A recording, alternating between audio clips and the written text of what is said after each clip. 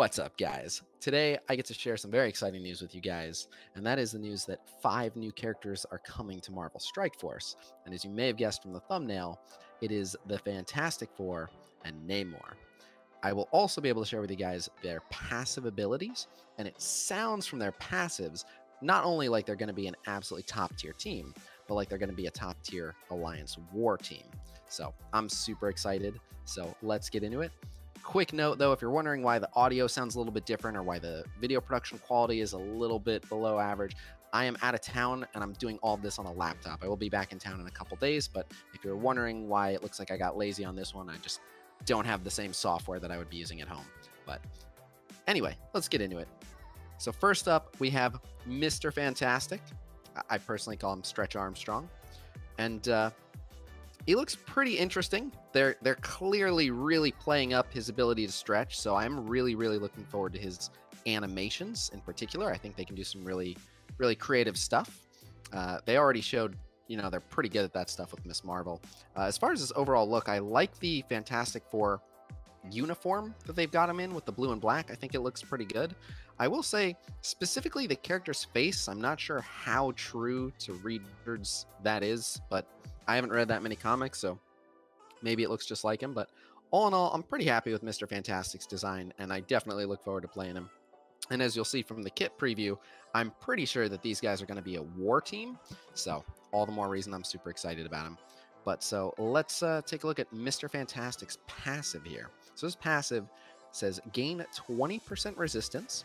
Fantastic Four and Namor allies gain 20% resistance. Gain 20% focus. Fantastic Four and Namor allies gain 20% focus. On self and each Fantastic Four ally's turn, 100% chance to apply Assist Now to self, Namor, or a random Fantastic Four ally. If Assist Now is applied, clear blind on that target. On turn, choose 3 random enemies. If they have a positive effect, remove 1. So it's a lot to unpack here, but it sounds like he's going to be pretty essential to the team, providing a bunch of extra focus and resistance. I like the fact that he can apply an assist, and that's going to be constant. It's on self and each Fantastic Four ally's turn, so that's incredible. That's a ton of assists getting doled out constantly. And then the if Assist Now is applied, clear blind. On turn, choose 3 random enemies, remove positive effects. I mean, it's just all really awesome. He sounds like a super stellar character and obviously an essential part of the team, so I can't wait. All right, now we're taking a look at Sue Storm, aka the Invisible Woman, and I think she looks really good. And you can tell from the pictures that in pretty much all of them, she appears to be creating some kind of barrier or force field. So I'd imagine that she's going to be pretty heavy leaning into the barrier mechanic. And I'm interested to see what kind of animations they can do for her, especially if they lean into the invisibility as well. And her passive is, when an enemy attacks a Fantastic Four ally with barrier, attack that enemy for 250% damage, gain 20% max health. Fantastic Four and Namor allies gain 20% max health. So that's pretty cool. You may already notice a bit of a trend, which is that each one of these passives seems to contribute something to the entire team. And if you have all the pieces together, then the team looks like they're going to get pretty awesome. And I really like that she'll do a retaliatory attack anytime someone gets hit who happens to have barrier.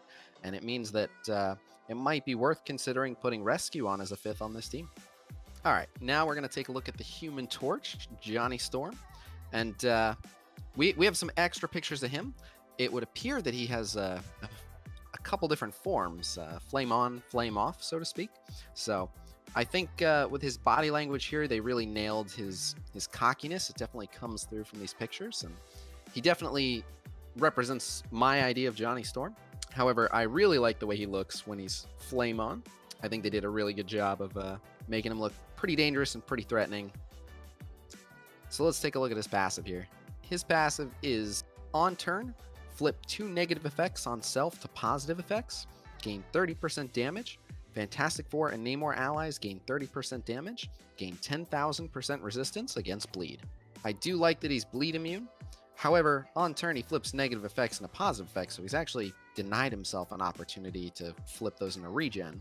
But obviously it's still ultimately better because he protects himself from getting bleeds and taking that damage in the first place. But The flipping 2 negative effects on self to positive effects can be really, really strong. And of course, giving hit the entire team 30% damage is great too. So far, just from the passives we've already seen, this team sounds absolutely awesome. All right, and finally, we are looking at the 4th member of the Fantastic Four, Ben Grimm, aka The Thing. And I was really, really excited when I heard rumors that we might be getting the Fantastic Four. My first thought was, I can't wait to see what they do with The Thing, and I am not disappointed. He looks absolutely awesome. I really hope that he has some really cool animations. I don't know why, I want to see him punch the Hulk in the face. Is that just me?